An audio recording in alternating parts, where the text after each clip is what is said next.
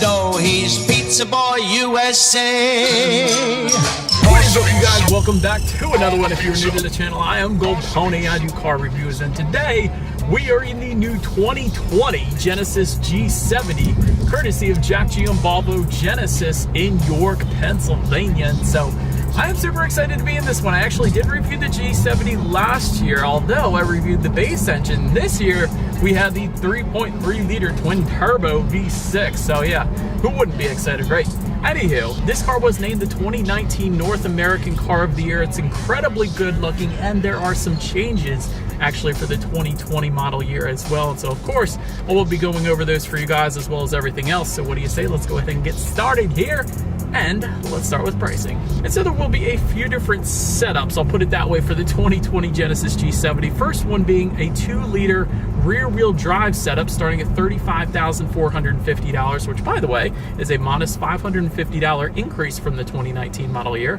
Then there is the 2-liter rear-wheel drive 6-speed setup, and then there is the 3.3-liter rear-wheel drive setup starting at $44,650. And so if you wanted to add all-wheel drive to any of those but the 6-speed, simply add $2,000 to any of those prices. The 6-speed is specifically only available as a rear-wheel drive configuration, in case you were curious there. And of course, to go along with those prices, there are some package options, including the Elite package that we have today, as well as a Prestige package and a Sport package. And of course, those are going to increase the price, and I'll go over those as we go along in the video. But as I had previously alluded to, there are actually two different engine setups available for the 2020 G70. First one being a 2-liter turbocharged inline 4-cylinder, the one I reviewed last year, which will put out 252 horsepower, 260 pound-feet of torque, sent to rear wheels or all wheels through an 8-speed automatic with paddle shifters and rev matching, actually.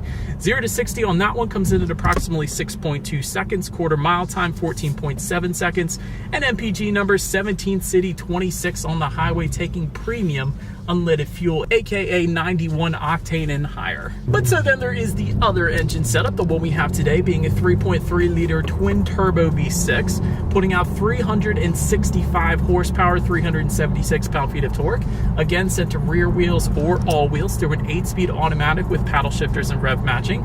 0 to 60 time, get ready you guys, 4.5 seconds. That is crazy, and I'm so excited to be testing that out in a little bit here in this video. But quarter mile time comes in at approximately 12.8 seconds. MPG numbers come in at 17 city, 26 highway for the rear wheel drive, 17 city, 25 highway for the all-wheel drive. And so before we do any kind of paddle shifter test or accelerations, I did want to mention there is a drive mode dial directly behind the shifter, and that's going to give you driving modes like Smart, Eco, Comfort, Sport, and Custom. And essentially what they are going to do is not only illuminate the gauge setup in slightly different colors, but it is going to also adjust the throttle response, shift points, steering sensitivity, and Genesis actually says there is a secret drift mode for the G70. And so essentially the way to go about accessing that is to simply turn off the ESC or electronic stability control as well as traction control. And I don't know if you guys have looked it up or not, but there are plenty of G70s drifting all around the place in Korea. So this is definitely quite a fun drift car, at least in Korea. I'm not sure anyone's drifting it in the US, but I gotta tell you, I would love to see that. But nonetheless, I think you guys know what we have to do next. Let me actually put it in that sport driving mode, and whoa, okay. It did immediately downshift for me, and with a 3.3 liter twin turbo, definitely started launching me forward a little bit there. That's kind of funny. Anyhow, first thing I wanted to try out there was the paddle shifter, so let's go ahead and do that, and let's see how quickly they are going to react for us here. All right, you guys, and here we go. Oh my goodness. Oh my goodness, this car is freaking quick, y'all. Paddle shifters actually did all right. Not the quickest reacting paddle shifters I've ever tested, but dang, that acceleration was craziness. Yeah, I think we could probably go a little bit faster now. Let's go ahead and take it out of paddle shifter mode, and let's do a quick little acceleration, letting the car do the shifting, and let's see how quickly we can get this new 2020 G70 here up to speed. Here we go.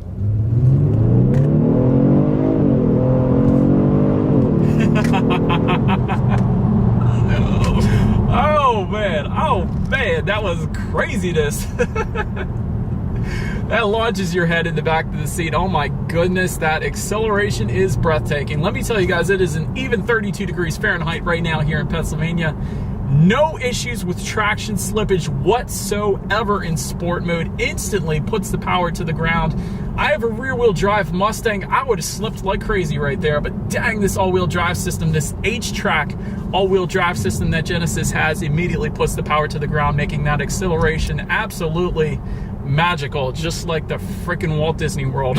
But so anyways, to go along with that acceleration, as always, braking is equally important. And so of course you will find 4-wheel disc brakes, and actually can be configured with a Brembo braking setup. For example, all the 3.3 liter twin turbocharged setups will come with that Brembo braking setup, but also the 2-liter manual. And here's a new feature for the 2020 G70. There is now a performance braking setup that will come standard for the 2-liter sport package. So that's one of the new additions if you wanted it for the 2020 G70. As far as the braking feel goes, I'm coming up on a stop sign on a very steep hill here. Braking feels perfectly fine. I have absolute complete confidence that I am not going to drift into this highway right here. Anyways, to go along with that, touching on suspension and handling a little bit. Up front, you're going to get a McPherson strut front suspension. In the back, an independent multi-link rear suspension. Limited slip differential is going to come with the 3.3 liter and the 2-liter sport package. So that's essentially going to send torque to the wheel with the most traction, give you not only a better acceleration, but also better handling as well. It's definitely nice. Adaptive variable suspension, that is definitely something you want in any kind of performance car, and that is going to come with a 3.3 liter sport package. So essentially what that is going to do is it's going to monitor each shock absorber individually, not only giving you a smoother ride, but also tightening up the suspension during heavy cornering, really giving you the best of both worlds. So whenever that option is available, I always try to recommend that one. So that is definitely kind of a necessity in a fun car, performance-oriented car like the G70, I will say that. But might as well touch on some of those package options now that I had mentioned earlier. There's the Elite package, the one we have today for the 3.3 liter, by the way. I'm going to do those first. Elite package adds $1,450. Prestige package adds $4,300, and the Sport package is going to add $5,600 to any of those prices I had previously mentioned. And then if you go with the 2-liter setup, those package prices are going to be the Elite going for $4,600, Prestige sets you back $8,450, and the Sport adds an additional $10,000. And so I'm going to mention what those package options actually include later in the video, but did want to drop the prices right there for you. As far as ride quality goes, it's been perfectly fine. Not as smooth as the G80 Sport I just got done reviewing. I absolutely love that. So if you wanted the very best ride quality, that's the one you're going to want to go with. But if you wanted the quicker acceleration, 0 to 60 in 5 seconds for that one, 4.5 seconds for the G70. So that's definitely where it's at as far as acceleration goes. And actually, either way, I don't know what I'm saying, they're both ridiculously fast, honestly. It's the same engine setup. As far as steering feel goes, it is going to adjust based on your driving mode. So really, there's something for everybody there. I happen to like the sport driving mode. It is a heavier weighted steering wheel because of that. If you wanted a little looser steering feel, simply go with maybe the comfort driving mode. That's going to give you that. As far as cabin noise goes, it's super quiet in here. Definitely no issues there. And touching on visibility, I can see perfectly fine out the back. Typically sedans, you're not going to have any issues there either. And I did want to mention, you can actually get a head-up display in the G70 if you go with the Prestige or the Sport packages. We, of course, don't have either of them today because we have the Elite package, but you can get it. I did want to mention that as well. It's going to assist with visibility too. Rain-sensing windshield wipers are going to come with the 2-liter Prestige and Sport packages, and the 3.3 liter Elite trim level and up. And so we do have those today, although there is no chance of rain in Pennsylvania today. It's quite sunny actually, so that's kind of a plus as well. But that's going to assist with visibility. One less thing you got to worry about. But that about rounds out the performance segment of this review, you guys. Let's now go ahead and take a look at the exterior of this new 2020 Genesis G70. All right, and here she is, you guys, the new 2020 Genesis G70, finished in Victoria Black. Definitely looks very nice up front. Speaking of, let's go ahead and start up front. The G70 is definitely aerodynamically on point, I would say. Drag coefficient is 0.29, which is actually the best in class. And there is actually a full-length underbody cover, which minimizes air resistance. So again, all of these things contributing to that 0 to 60 time in 4.5 seconds. So that's definitely a plus as well. To the sides, projector beam headlights will come with that base 2-liter engine setup. However, all other packages, all other setups, including the 3.3 liter, of course, will come with full LED headlights. So that is currently what you guys are looking at right there. And of course, they're going to come with the automatic feature, meaning when it starts to get dark out, they're going to turn on automatically for you there.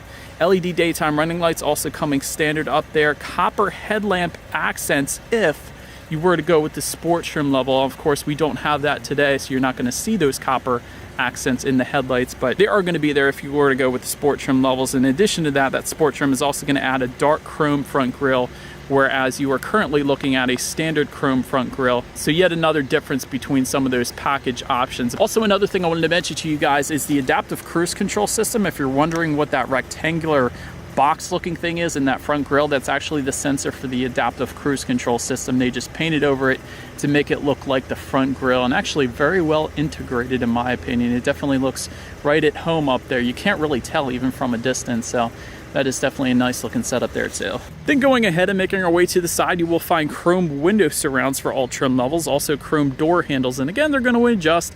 If you go with the sport trim, you're going to find dark chrome for both of those, so it's a little bit different. Also, that boomerang on the side front fender there, that is going to come with a chrome finish, and again, a dark chrome finish if you were to go with the sport trim level. So that's definitely a nice little design cue up there as well. Now let's take a look at the side mirror. This is possibly my favorite design cue on this thing. Body colored power adjustable heated side mirrors will come standard with integrated turn signals for all trim levels, but the part that I like on this thing is it looks like it's sitting on almost a shard of metal, or a shard of chrome I would say, because this chrome part actually extends out completely, whereas a lot of times it does stop, so it kind of does look like it's just sitting on a shard of chrome. It's kind of cool. I don't know, I like it. Then taking a look down at the wheel setup, 18-inch alloy wheels with Michelin all-season tires will come with the 2-liter, 19-inch double 5-spoke alloys for the 6-speed, the 2-liter Prestige and the 2-liter Sport, and the 3.3-liter trim levels. So I would also mention there is a 5-spoke design as well, so a couple different wheel setups available for the G70. One more thing I wanted to mention while we're still on the side here though, the Genesis logo approach lights coming standard with the 2-liter Elite trim level and up, and all 3.3 liters as well. So essentially what that is going to do is at night you will actually be able to see, it will actually project a Genesis logo down onto the ground at night. So it's a nice little luxury touch for you, you know? But anyways, let's go ahead and make our way to the back. First thing you're gonna find is that shark fin antenna up top, of course. And the thing that I like about the G70, it definitely has a very nice looking back end. It's kind of like an integrated rear spoiler almost into the trunk. So that definitely looks good. Taking a look at the taillights back there, they are LED taillights. There's actually going to be a dark taillight tint if you were to go with some of the sport packages. So again, that'll tie in with perhaps the dark chrome trim that is surrounding that bottom portion, although this is standard chrome because we don't have the sport package. But nonetheless, as far as the exhaust setup goes, single exhaust outlet with dual chrome tips is going to come with the 2-liter.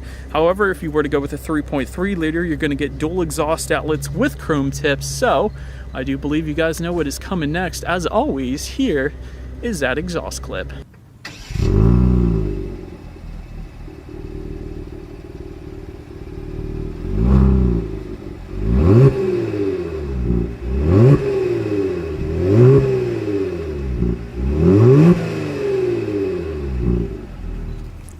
But now, since we are round back, as far as opening that rear trunk goes, there actually is a button on the key fob. That is, of course, one way you can go about opening it. There is also a button by the driver's left knee. That is a second way to go about opening it. There's actually a rubberized button just above the license plate back there. That is kind of the hidden way. And the third way you can go about opening the trunk on the G70. I did want to mention another new feature for 2020, the 2020 G70. There is a power trunk that will come with a 3.3-liter Prestige trim level, and actually with a 3.3-liter Sport as well. So if you wanted a power trunk, that is how you're going to go about getting it. But honestly, if you just hit the button on the key fob, it's going to swing open automatically for you anyway. So you kind of really don't need the power trunk on this one, at least. But once opened up, cargo capacity is going to come in at 10.5 cubic feet. If that was not enough space, however, there is a 60-40 split, meaning the rear seats do fold down for quite a bit of extra space there if you needed it. Then making our way up to the rear seats, rear legroom comes in at 34.8 inches. So for reference, I'm an even 6 feet tall. This is me sitting behind myself.